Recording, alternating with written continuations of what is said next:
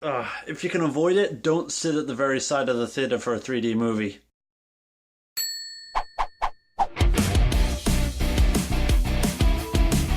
I'm Ryan, your host of The Toast, and this time we're going to be talking about Finding Dory. Actually, first we're going to be talking about Piper, the short film preceding it, because it's adorable! Pixar has a great history of these little short animated features before the main feature, because the main feature usually isn't that long, so they really do pad the runtime with these other little short films, and the short films are often just as amazing as the main feature. This time, Piper. Piper was absolutely stunning. I've never seen creatures rendered so perfectly and so realistically and yet convey just as much emotion as a big wide-eyed CG character. It totally blurred the line between real life and animation. Until we got into the movements of an obvious scripted character, I could have sworn this was a real bird on a beach somewhere. And I can honestly say I've never seen an animation, a short film, a movie anywhere that is this pure. There's no love story, there's no loss, there's no heartache, it's just pure discovery and smiles. Unless you're a mollusk, because then it's kind of a horror movie. I'm guessing you're not mollusks, so you're gonna love Piper. So I give a toast to Piper. Wait, I was supposed to talk about another movie.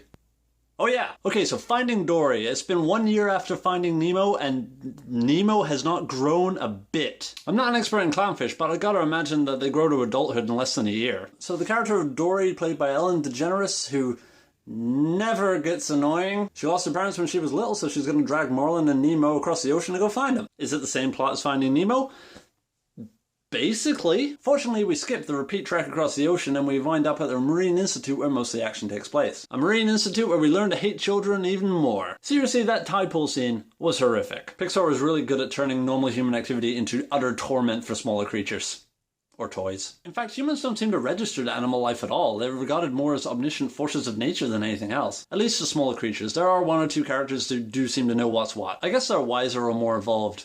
Come to think of it, how evolved do you have to be in the Pixar universe to be able to speak or communicate to other creatures? It really does seem hit or miss of what can talk or what can't talk. I mean, predators, for example. Predators seem to not want to talk. I mean, there's a squid in this movie. I love the squid.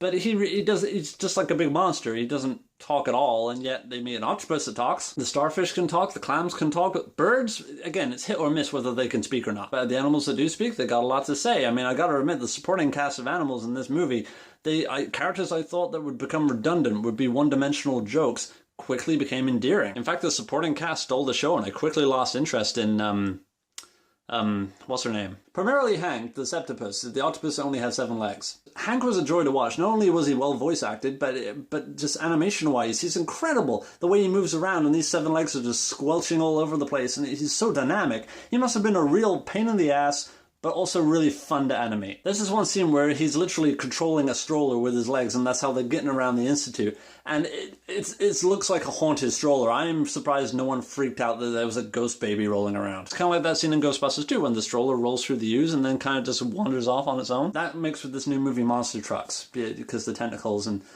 yeah, no one's going to see that. So apart from Hank, you got a nearsighted whale named Destiny, you've got a beluga named Bailey, you got the seals, you got Becky, the strange freaky-eyed red-eyed bird. Pixar has a good habit of filling its movies with likable characters. So likable, in fact, that, yeah, they do overshine the main characters of the film. I would say it was a detriment, but really, the main cast of characters is kind of dull. I mean, Marlin's boring, Dory's annoying, and Nemo is just kind of there. It's a classic case of the main characters are just the vehicle that you experience the world and experience the more colorful characters with. Also, Sigourney Weaver's in this movie, leading to a really neat alien reference when Dory's trying to navigate the pipes. Just like the last film, this movie really does justify my crippling fear of the ocean.